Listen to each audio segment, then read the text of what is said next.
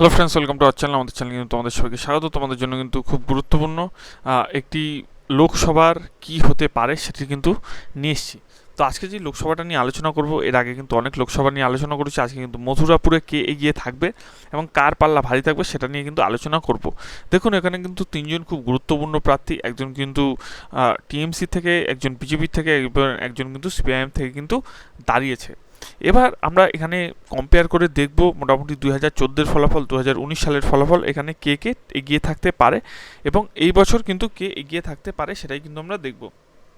এবং আমি একটুখানি প্রার্থীদের নামে আসছি। দেখুন, তৃণমূল কংগ্রেস থেকে কিন্তু দাঁড়িয়েছেন বাপি হালদার, বিজেপি থেকে দাঁড়িয়েছেন কিন্তু অশোক পুরকাইত এবং কমিউনিস্ট পার্টি অফ ইন্ডিয়া থেকে দাঁড়িয়েছে কিন্তু ডক্টর সনৎ চন্দ্র হালদার।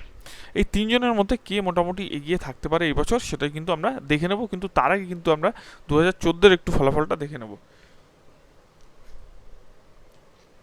দেখুন, 2014 সালে কিন্তু এখানে ভোটার সংখ্যা ছিল 14,88,784টি এবং মেল ভোটার ছিল 7,72,000, ফিমেল ভোটার ছিল 7,16,000 এবং দেখুন ভ্যালিড ভোটার কিন্তু পড়েছিল 12,56,214টি এবং তৃণমূল কংগ্রেস যে মার্জিনটাতে জিতেছিল সেই মার্জিনটা কিন্তু হয়েছিল 1,38,436টি। এখানে আমরা যদি একটুখানি মার্জিনের হিসাবে পার্সেন্টেজটা হিসাব করি তাহলে কিন্তু দেখুন টিএমসি কিন্তু একটি ভালো রেজাল্ট করেছিল 2014 সালে এবং 50% কিন্তু তারা ভোট পেয়েছিল। সিপিএম কিন্তু তার পরের স্থানে ছিল এবং তারা কিন্তু 39% কিন্তু টোটাল ভোট টেনেছিল এবং বিজেপি কিন্তু থার্ড পজিশনে ছিল, একদমই কম, 5.3 পজিশনে ছিল। কংগ্রেস কিন্তু আরও কম, 3.8 পজিশনে ছিল। এবার আমরা যদি দেখি যে এখানে 2014 সালে কে কোন প্রার্থী এবং কিরকম ভোট টোটাল পেয়েছিল, সেই ভোটটার যদি নিরিখটা দেখি তাহলে কিন্তু আমরা অনেক কিছু ডিসকাস করতে পারবো। দেখুন, এখানে যে তৃণমূলের প্রার্থী ছিল সে কিন্তু পেয়েছিল 6,30,262টি ভোট এবং ফার্স্ট রানার আপ অর্থাৎ যে সিপিএম প্রার্থী ছিল সে কিন্তু পেয়েছিল 4,91,494টি ভোট, যা কিনা ভোট পার্সেন্টেজ 38.67%।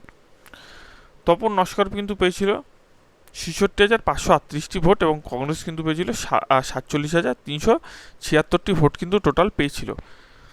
তো 2014 সালে কিন্তু 42টির মধ্যে 34টি কিন্তু দখলে ছিল, তৃণমূলের 34টি, কংগ্রেসের কিন্তু ছিল দখলে 4টি, বিজেপির কিন্তু 2টি, সিপিএমের কিন্তু 2টি ছিল 2014 সালে।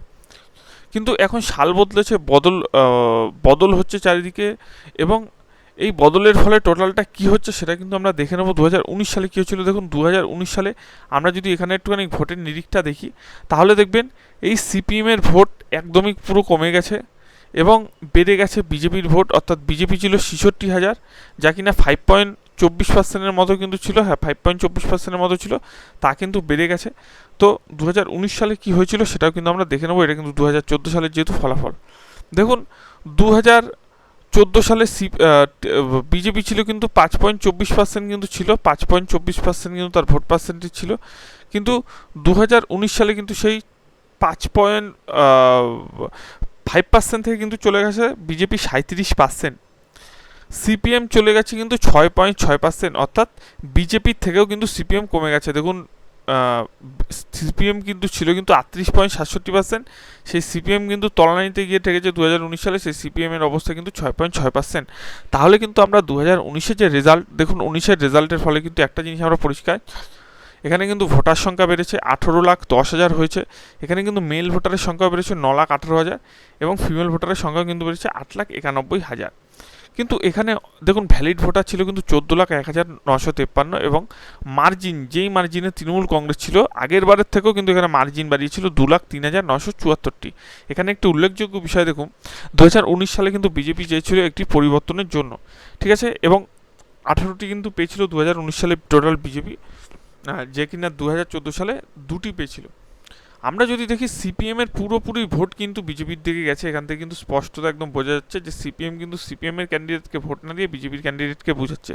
এবার আপনি যদি বলেন যে কেন এটা বললেন, দেখুন 2014 সালে তৃণমূলের ভোট ছিল 50%, তৃণমূলের কিন্তু ভোট কিন্তু ঠিক বাড়িয়ে নিয়েছে। দেখুন, একটা কথা মনে রাখবেন, টিএমসির কিন্তু যে কটা দেখলাম 2019 সালে কিন্তু মনে করবেন না যে টিএমসির ভোট পার্সেন্টেজ কমেছে, কিছু কিছু জায়গায় অনেক ভোট পার্সেন্টেজ বেড়েও কিন্তু টিএমসি হেরে গেছে। কেন হেরেছে? তার কারণ সিপিএমের পুরো ভোট বিজেপির দিকে গেছে, অর্থাৎ ভোট কাটাকুটি হয়েছে, ভোট কাটাকুটি হয়ে সিপিএমের ভোটটি বিজেপির দিকে গেছে। আপনারা তো একদম পুরো ডাইরেক্ট আপনারা কিন্তু ডিসপ্লেতে দেখতেই পাচ্ছেন যে যেখানে সিপিএম, যেখানে 5% ছিল বিজেপি, সেই 5% থেকে বিজেপি চলে গেছে 37%, 37.5%, এবং যে সিপিএম ছিল 37 আর 30%, সেই সিপিএম চলে গেছে 6%। তাহলে এখান থেকে তো ক্লিয়ারলি পরিষ্কার যে সিপিএমের কিন্তু প্রচুর ভোট গেছে কিন্তু বিজেপির দিকে।